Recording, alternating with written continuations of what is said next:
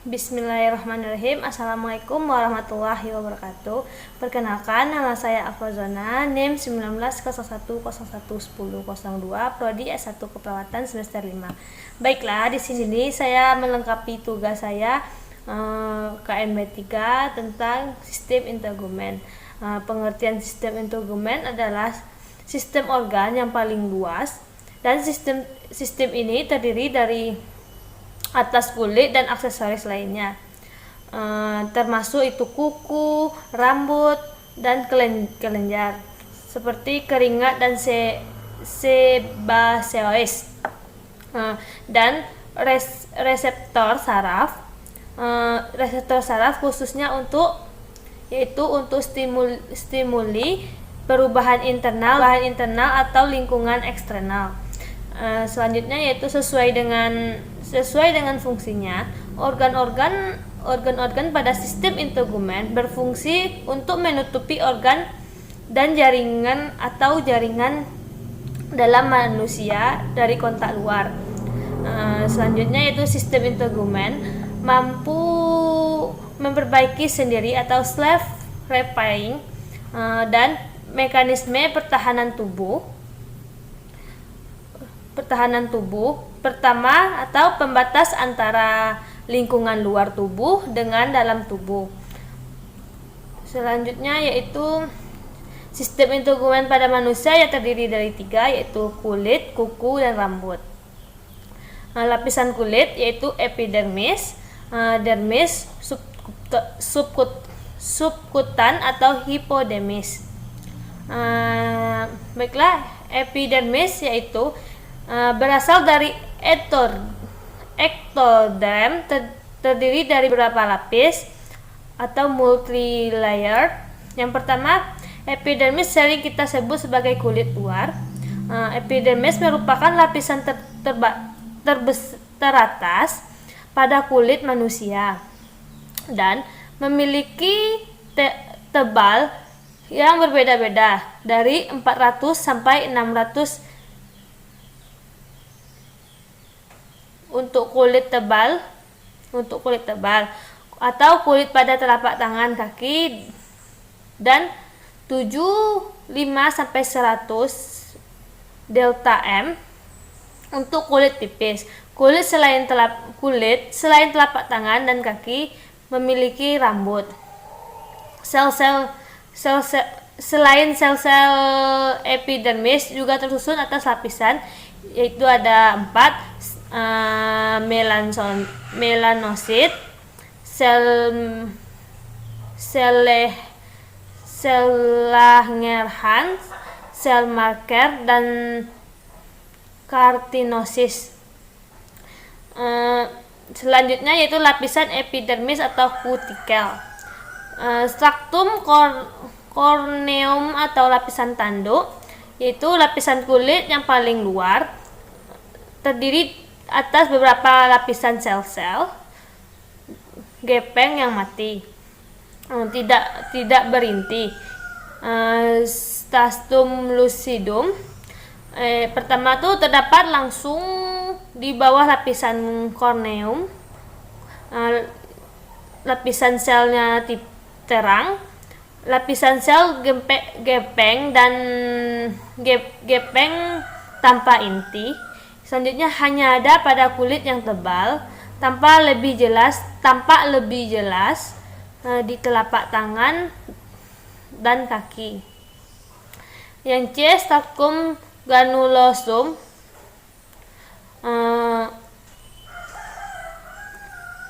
Stratum granulosum atau lapisan keratohilalin terdiri dari 2 sampai 3 lapisan sel gepeng, grain atau lapisan bulir padi. Terdapat inti di antaranya, tampak jelas di telapak tangan dan kaki. Stratum spinosum atau stratum malpighi atau pigtail layer, yaitu keratin, merupakan protein yang tidak larut air atau menjaga ketebalan kulitnya. Yang selanjutnya stratum basale, lapisan epidermis yang paling dalam, berkontak dengan dermis terdiri atas sel-sel berbentuk kubus, terdiri dari sel pembentuk melani yang mengandung pigmen. Selanjutnya yaitu dermis berisi tiga jaringan, kolagen dan serat elasis, otot, saraf. Selanjutnya itu mendapatkan suplai darah dari saraf. Selanjutnya sensori, yaitu sentuhan, tekanan, temperatur, dan nyeri. Selanjutnya dermis terdiri dari dua lapisan dengan batas tidak nyata, yaitu stratum palpalier, yaitu menonjol ke epidermis, berisi ujung serabut saraf dan pembuangan darah. Selanjutnya stratum retikular, yaitu banyak mengandung jaringan ikat, folikel rambut, pembedahan darah, dan saraf kolagen. Lapisan dermis itu lapisan papilari, lapisan retikular. Organ-organ sensoris yaitu badan Ruffini, rangsangan panas, badan Krause, rangsangan dingin, badan Mainzer, rangsangan raba kuat dalam, badan McLaughlin untuk rangsangan raba halus. Selanjutnya yaitu badan Vater posisi untuk tekanan. Selanjutnya yaitu subkutan atau hipodermis. Pada bagian subdermis ini terdiri atas jaringan ikat longgar berisi sel-sel lemak di dalamnya. Lapisan sel-sel lemak disebut panicculus. Adiposa berfungsi sebagai cadangan. Subkutan atau hipodermis, pada bagian subdermis terdiri atas jaringan ikat longgar berisi sel-sel lemak di dalamnya. Lapisan sel-sel lemak disebut piniculus. Adiposa yang berfungsi sebagai cadangan makanan. Selanjutnya dalam lapisan ini terdapat ujung-ujung sel saraf, tapi pembuluh darah dan getah bening. Selanjutnya lapisan ini terutama mengandung jaringan lemak, pembuluh darah, dan limfa. Saraf-saraf yang berjalan secara dengan permukaan kulit. Cabang-cabang dari pembuluh darah, saraf-saraf menuju lapisan kulit jaringan. Selanjutnya tabel tipis jaringan lemak tidak sama. Tergantung pada lokasinya di abdomen dapat mencapai ketebalan 3 cm. Jaringan cutaneous atau hipodermis terbagi menjadi 4. Yang pertama yaitu follikel lembut, vertikel lembut, yang kedua jaringan lemak, yang ketiga kelenjar kering, yang keempat jaringan penghubung. Yaitu melakontes, yaitu mampu memproduksi pigmen coklat atau melanin. Melanin dapat menyerap sinar ultraviolet atau UV. Sinar UV light berisi energi tinggi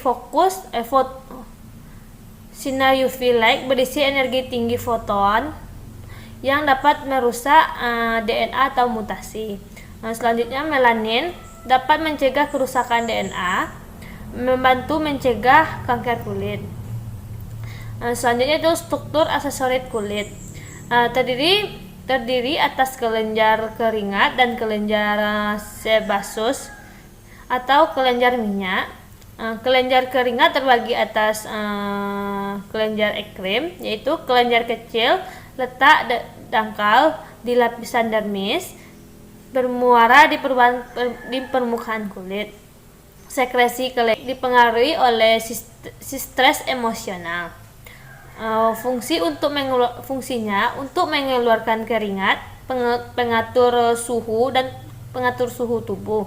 Selanjutnya kelenjar apokrin, yaitu terletak di dalam, sekresi lebih kental, banyak terdapat pada aksila, areola, mamae, dan saluran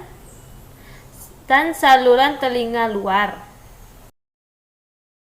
Kelenjar sebase atau kelenjar minyak terdapat di seluruh permukaan kulit kecuali di telapak tangan dan telapak kaki. Di samping akar rambut, bermuara pada folikel rambut. Selanjutnya fungsinya yaitu memberi lapisan lemak,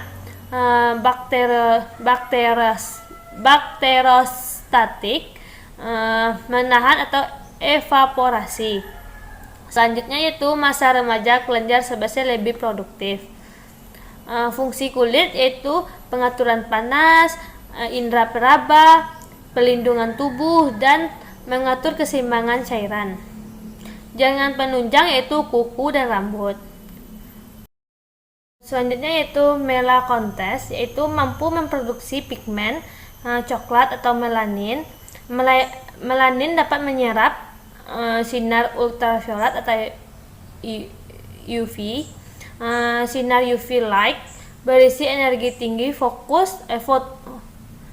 sinar UV light berisi energi tinggi foton yang dapat merusak DNA atau mutasi.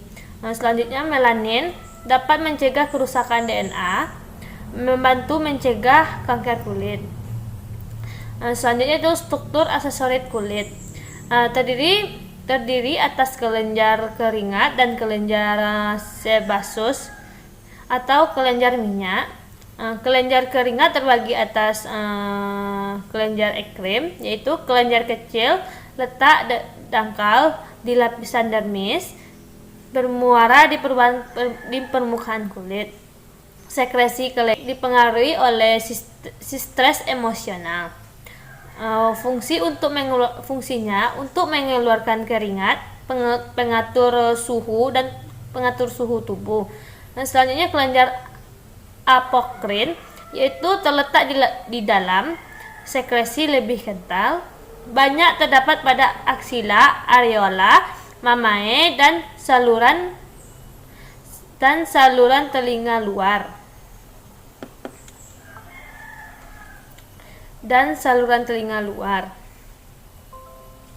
Kelenjar sebase atau kelenjar minyak terdapat di seluruh permukaan kulit kecuali di telapak tangan dan telapak kaki. Di samping akar rambut, bermuara pada folikel rambut. Selanjutnya fungsinya yaitu memberi lapisan lemak, bakterostatik, menahan atau evaporasi. Selanjutnya yaitu masa remaja kelenjar sebase lebih produktif. Fungsi kulit yaitu pengaturan panas, indera peraba, pelindungan tubuh, dan mengatur keseimbangan cairan. Jaringan penunjang yaitu kuku dan rambut.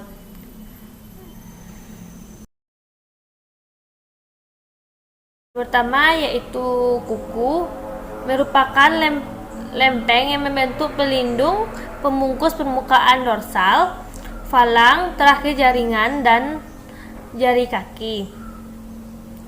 Berdasarkan struktur dan hubungan dengan dermis dan epidermis, pertumbuhan kuku terjadi sepanjang garis datar, lengkung, dan sedikit miring terhadap permukaan bagian proksimalnya. Fungsi utama kuku adalah melindungi ujung jari lembut dan penuh urat saraf serta mempertinggi daya sentuh. Selanjutnya rambut adalah organ seperti benang yang tumbuh di kulit, terutama berupa benang keratin elastis yang berkembang dari epidermis, bersebar di seluruh tubuh kecuali telapak kaki dan telapak tangan. Struktur terdiri dari medula, korteks, dan kutikula. Selanjutnya terdiri dari akar rambut dan batang, menutupi hampir seluruh permukaan tubuh dan diproduksi oleh follikel rambut. Struktur rambut keratin lunak terdapat pada saluran permukaan kulit, terutama kulit tebal, yaitu bagian rambut. Keratin keras terdapat pada kuku, kutikula, dan korteks rambut. Fungsi rambut melindungi kulit dari pengaruh buruk alis mata, melindungi mata dari keringat agar tidak mengalir ke mata atau bulu hidung, menyaring udara pada hidung, serta berfungsi sebagai pengaturan suhu. Selanjutnya, pendorong penguapan keringat dan indera peraba yang sensitif. Siklus pertumbuhan rambut Fake Anage atau pertumbuhannya 2-6 tahun dengan kecepatan tumbuh 0,3 mm per hari. Fase telogen atau istirahat berperan berbulan. Fase kotogen, fase di antara kedua fase. Pada saat 85% mengalami fase anagen dan 15% mengalami fase telogen. Sekian hasil presentasi dari saya. Apabila ada kata-kata yang salah, saya mohon maaf. Akhir kala, wabillahi taufiq wal hidayah. Wassalamualaikum warahmatullahi wabarakatuh.